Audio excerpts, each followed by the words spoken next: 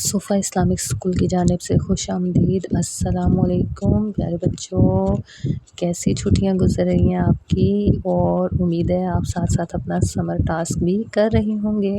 پیارے بچوں، آج ہم اردو قواعد و انشاء کے 2 عنوانات کا ذکر کریں گے، جن کے نام ہیں نامکمل جملوں کی تکمیل اور تفہیم نگاری۔ جو سب سے پہلے ہم نامکمل جملوں کی تکمیل کے بارے میں پڑھتے ہیں۔ بچوں، کسی بھی عبارت یا جملوں میں خالی چھوڑی ہوئی جگہوں کو پر کرنے کا کوئی خاص قاعدہ مقرر نہیں ہے۔ ایسی صورتحال میں جو لفظ زیادہ موزوں لگے یا مناسب لگے، اس سے ہم فقرہ یا جملہ مکمل کر سکتے ہیں۔ اس کا انحصار جملہ تکمیل کرنے والے کی عقل، ذہانت اور قواعد زبان سے مکمل واقفیت پر مبنی ہوتا ہے۔ بچوں، فقرات کی تکمیل میں کچھ امور کو ضرور پیش نظر رکھنا چاہیے۔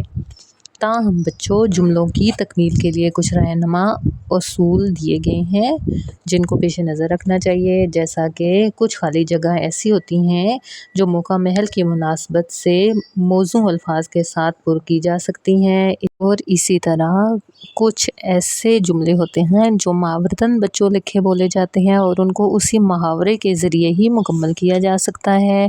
اسی طرح ضرب المثل یا کوئی مصرع مکمل کرنا ہوتا ہے تو وہ بھی اسی طریقے سے مکمل کرنا پڑتا ہے۔ تو بچوں، اگر کوئی جملے تاریخی حقیقت، عالمی سچائی یا کسی چیز یا شخص کی کوئی خصوصیت نامکمل ہو تو اس کی تکمیل بھی اسی طرح کی جائے گی اور اس میں کوئی بھی تبدیلی نہیں کی جا سکتی۔ پیارے بچوں، آپ اپنی قواعد و انشاء کی کتاب کا صفحہ نمبر 89، 90، 91 اور 92 کو اچھی طرح سے پڑھیں، سمجھیں۔ پھر بھی اگر کوئی چیز بھی آپ کو نہ سمجھ آتی ہو تو وہ مجھ سے آپ پرسنلی پوچھ سکتے ہیں۔ تو آئیے بچوں، آج ہم اب اس کی مشق کریں گے جو کہ صفحہ نمبر 92 میں دی ہوئی ہے۔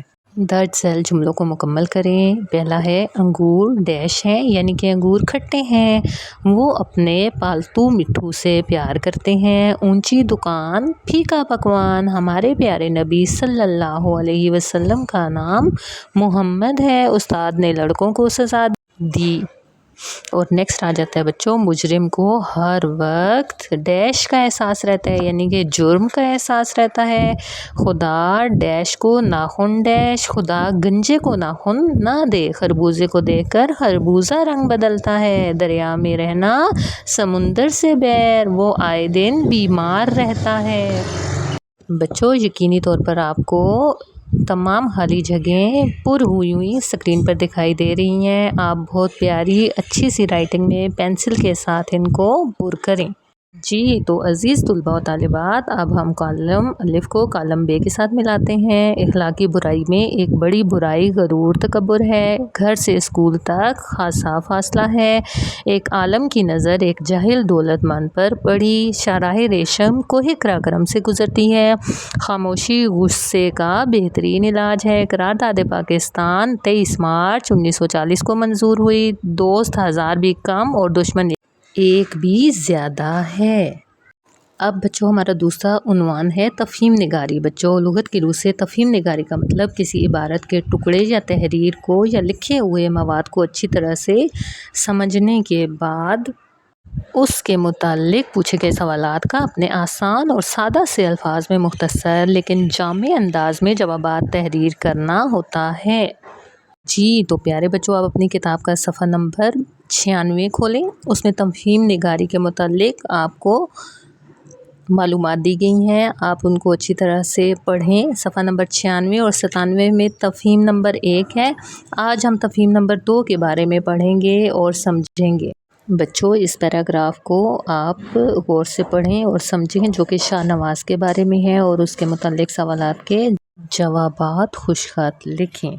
آئیے بچوں، ان سوالات کے جوابات پڑھتے اور لکھتے ہیں۔ شاہ نواز کہاں رہتا تھا؟ اس کے والدین کو کیا حادثہ پیش آیا؟ بچوں، شاہ نواز ایک گاؤں میں رہتا تھا اور اس کے والدین دوسری جگہ پر واپس آ رہے تھے تو اچانک سیلاب آ گیا جو انہیں اور ان کی کھڑی فصلوں کو اپنے ساتھ بہا لے گیا۔ دوسرا سوال ہے، شاہ نواز کوئی کام کیوں نہیں مل رہا تھا؟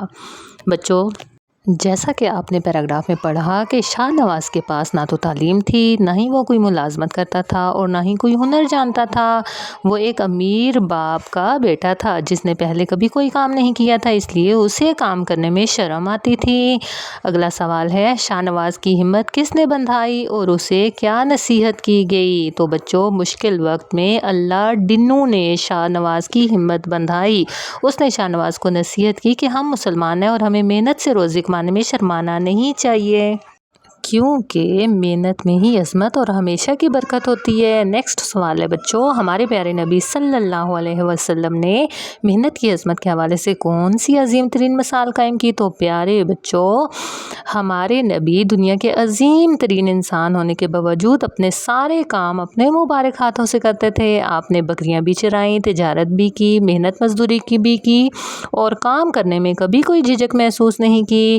اگلا لاسٹ سوال ہے، محنت میں عظمت اور برکت ہے، اس حوالے سے آپ کی کیا رائے ہے؟ تو بچوں، یہ تو میں نے اپنی رائے لکھی ہے، لیکن اس میں آپ نے خود سے آنسر لکھنا ہے، اپنا جواب سوچ کے لکھنا ہے۔ میری رائے تو یہ ہے بچوں کہ کامیابی کا راز صرف محنت ہے، کوئی بھی حلال کام چھوٹا یا بڑا نہیں ہوتا۔ جو انسان اپنے ہاتھ سے محنت کر کے روزی کماتا ہے، اس کے رزق میں برکت ہوتی ہے اور معاشرے میں عزت اور عظمت اللہ تعالیٰ اس کو عطا فرماتے ہیں۔